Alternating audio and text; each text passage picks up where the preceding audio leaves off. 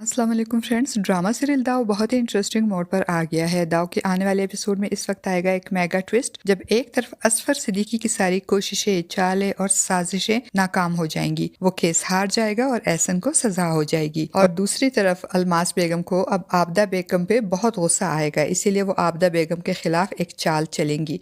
वो आलियान से मिलने जाएगी और एक तीर से दो शिकार करेगी। हम देखेंगे फ्रेंड्स कि जब असफर सिद्दीकी की माँ अंबर के घर से वापस आएगी और उसे बताएगी कि इन लोगों ने इनकार कर दिया है, वो लोग एहसन से रिश्ता करने के लिए तैयार ही नहीं, मेरी बहुत बेइज्जती करवाई है तुमने मुझे वहाँ भेजना ही नहीं चाहिए था। तो असफर सिद्दीकी अपने माँ से कहेगा, मैं कौन सा दिल से इनसे रिश्ता करना चाहता था, मैं तो सिर्फ ये चाहता था कि सुबह कोर्ट में जाना ना पड़े और केस खत्म हो जाए, वरना इन जैसे घटिया लोगों से मैं भला क्यों रिश्तेदारी करूंगा। असफर सिद्दीकी की बात सुनते ही इसकी माँ एक जोरदार थप्पड़ असफर सिद्दीकी के मुंह पे मारते हुए कहेगी, मुझे अंदाजा नहीं था कि तुम इस हद तक गिर जाओगे और अपनी गंदी साजिश में अपनी माँ को भी शामिल करोगे। मुझे तो लगा था कि तुम सुधर गए हो, मगर तुम और तुम्हारा बेटा एहसन कभी नहीं सुधरेंगे। और फिर अगले दिन कोर्ट में पेशी होगी। एक तरफ आसिम और अंबर दोनों बहुत डिस्टर्ब होंगे। अंबर सारी रात रो रो कर अल्लाह से मदद की दुआएं मांगेगी और दूसरी तरफ असफर सिद्दीकी भी सारी रात परेशान होगा। और फिर अगले दिन केस की जब पेशी होगी, अंबर केस जीत जाएगी और एहसन केस हार जाएगा और इसको सजा हो जाएगी। कोर्ट से वापसी पे अंबर बहुत इमोशनल होगी और वो आसिम के गले लग कर रोएगी और कहेगी, अगर आपका साथ ना होता तो मैं कभी भी एहसन को सजा दिलवाने में कामयाब ना होती।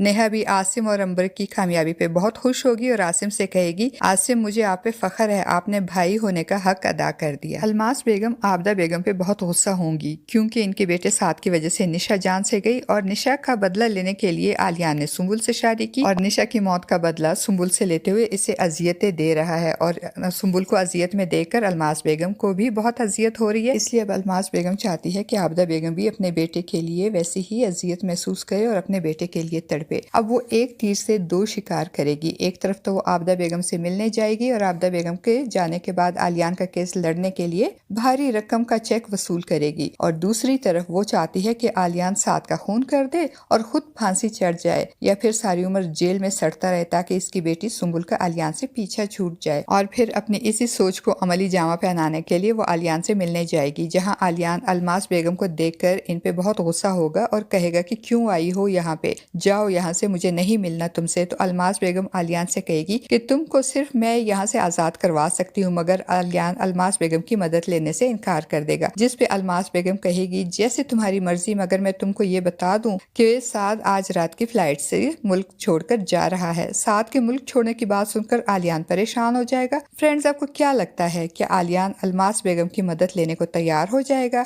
और क्या अलमास बेगम साद की जमानत करवाने में भी कामयाब हो जाएगी? अपनी कीमती राय का इजहार कमेंट बॉक्स में जरूर कीजिएगा।